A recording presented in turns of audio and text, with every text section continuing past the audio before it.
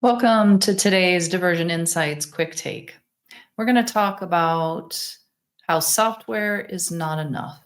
And we've talked about this before in other podcasts or conferences, but this is a little bit of a different perspective. We've talked about before how software is not enough. You need someone to drive the software. And that is still true. Somebody's got to look at it. Somebody's got to see the data. Somebody's got to interpret the data correctly.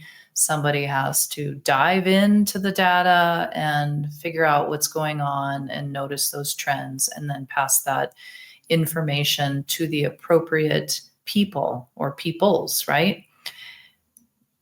This is where the discussion starts for today's quick take, and that is what happens after that.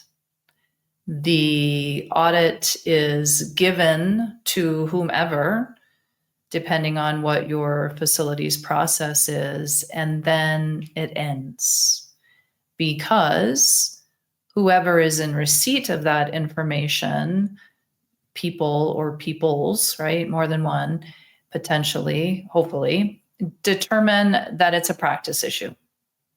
How do they come to that conclusion? More and more I am seeing, I don't know how they are coming to that conclusion. They either don't have a proper understanding of how the software itself works, and they're putting too much emphasis on the scoring, right? Depending on which software you use, they call it different things, iris scores, heat score, those types of things. So maybe this person has a low score. And maybe the trend is that it's getting lower, but yet they have some activity that is concerning.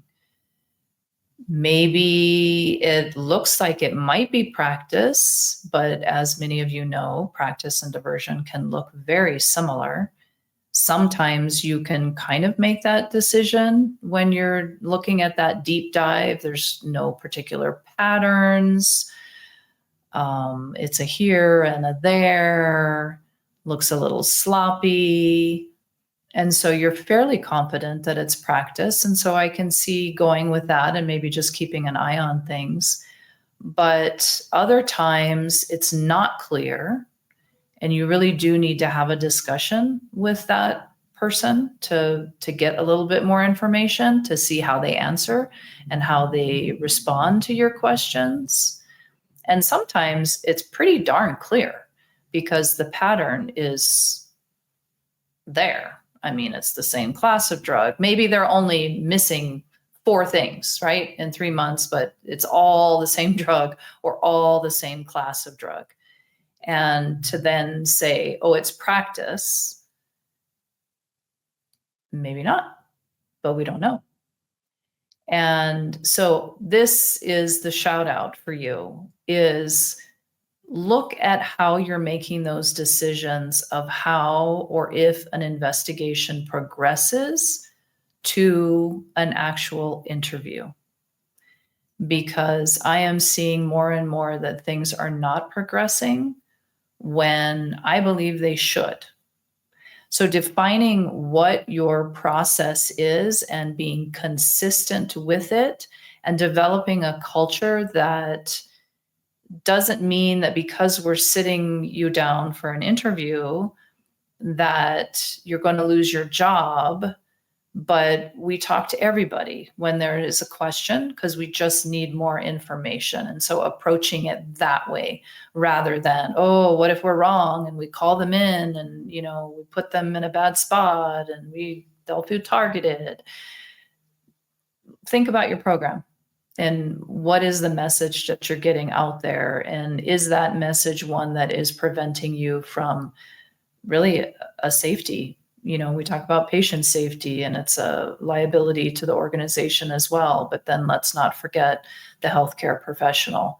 Maybe you are catching them at the beginning, and had you had a conversation, you would have gotten that information and taken it to the next step. And there would have been a huge improvement in safety. So look at your processes and when do you take it to the next step of an interview, and who is deciding whether to take it or not?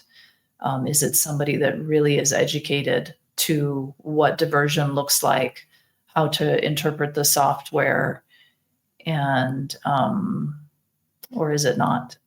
And maybe you need to examine your committee, and maybe they need some more education too. All right, that's just the food for thought. Thanks everybody for listening.